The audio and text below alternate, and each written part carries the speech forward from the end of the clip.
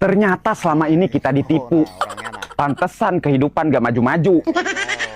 Kalian pernah dengar kalimat ini? Kehidupan itu seperti roda yang berputar. Kadang di atas, kadang di bawah.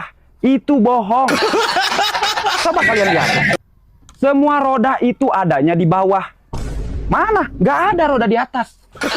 Itulah mungkin alasannya hidup kita begini-begini saja. Orang kata peribahasa saja ngaco. Kecuali kalau peribahasanya begini, kehidupan itu seperti roda yang berputar. Ada yang di depan, ada juga yang di belakang. Nah, kalau ini baru masuk akal.